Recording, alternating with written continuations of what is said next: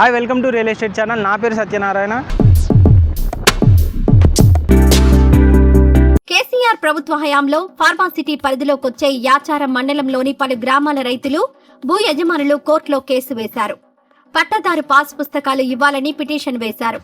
ఇదే సమయంలో ఎన్నికల సమయంలో కాంగ్రెస్ ప్రభుత్వం ఫార్మాసిటీని రద్దు చేస్తామని చెప్పిందని, దీనికి సంబంధించి వివరణ ఇవ్వాలంటూ మరికొంతమంది రైతులు హైకోర్టులో కేసు వేశారు.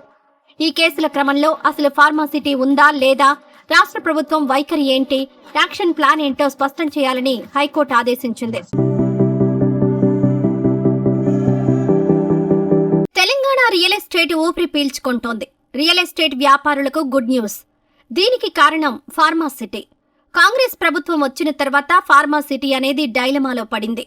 అసలు ఫార్మాసిటీ ఉంటుందా ఉండదా అనే సందేహాలతో ఫార్మాసిటీ చుట్టూ వేలాది ఎకరాల్లో వేల కోట్ల రూపాయల వ్యాపారం నిలిచిపోయింది. అమ్మేవాళ్లే కానీ కొనేవాళ్లు లేక వెంచర్లు వెరవెలాబోయాయి. ఫార్మాసిటీ ఓపెన్ ప్లాట్ ఒకప్పుడు హాట్ కేక్ అయితే సీఎం రేవంత్ రెడ్డి వ్యాఖ్యల తర్వాత నేల చూపులకు పడిపోయింది. కనీసం కాల్స్ లేక విలవిలలాడారు వ్యాపారులు. ఫార్మాసిటీపై సీఎం రేవంత్ రెడ్డి సర్కార్ తెలంగాణ హైకోర్టుకిచ్చిన వివరణ అఫిడవిట్ చూసి రియల్ ఎస్టేట్ వ్యాపారులకు ప్రాణం లేచొచ్చినట్లయింది. హైకోర్టు ఆదేశాలతో సీఎం రేవంత్ రెడ్డి ప్రభుత్వం హైకోర్టుకు సవివరంగా సమాధానమిచ్చింది. ఫార్మాసిటీ కొనసాగుతుందని, ఇందులో మరో ఆలోచన లేదని హైకోర్టుకు స్పష్టం చేసింది కాంగ్రెస్ ప్రభుత్వం. పిటిషనర్ల వాదనకు సైతం సవివరంగా సమాధానమివ్వడం విశేషం. ఫార్మాసిటీ కోసం పిటిషనర్ నుంచి సేకరించిన 10 ఎకరాల భూమికి సంబంధించి అన్ని లావాదేవీలు నిబంధనల ప్రకారం జరిగినట్లు వివరించింది కాంగ్రెస్ ప్రభుత్వం. ఎకరాకు 12,50,000 చెల్లించామని, ఆ తర్వాత పరిహారాన్ని 16 లక్షలకు పెంచినట్లు కూడా తెలిపింది సర్కార్. ఆ మొత్తాన్ని పిటిషనర్ తీసుకోవడానికి నిరాకరించడంతో కాంపిటెంట్ అథారిటీ దగ్గర డిపాజిట్ చేశామని, ఎకరాకు 121 చదరపు గజాల భూమిని సైతం ఇవ్వాలని ప్రభుత్వం నిర్ణయించిందని, ఇవ్వడానికి సిద్ధంగా ఉన్నామని వెల్లడించింది ప్రభుత్వం.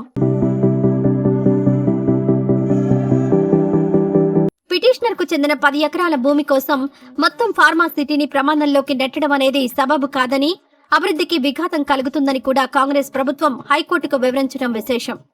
గ్రీన్ ఫార్మాసిటీ కోసం ఇప్పటికే భూసేకరణ పూర్తయిన విషయాన్ని హైకోర్టుకు స్వయంగా వివరించింది కాంగ్రెస్ ప్రభుత్వం.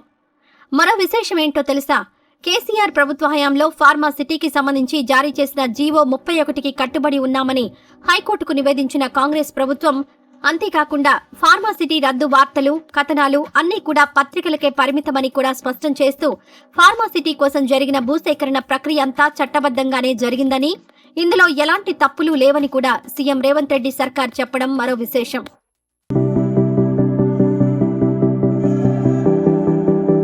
రాష్ట్ర ప్రభుత్వం తరపున కౌంటర్లో నవీన్ మిట్టల్ తన వాదనలను, వివరణలు ఇచ్చారు. మొత్తానికి ఫార్మాసిటీకి మళ్లీ ప్రాణం వచ్చింది.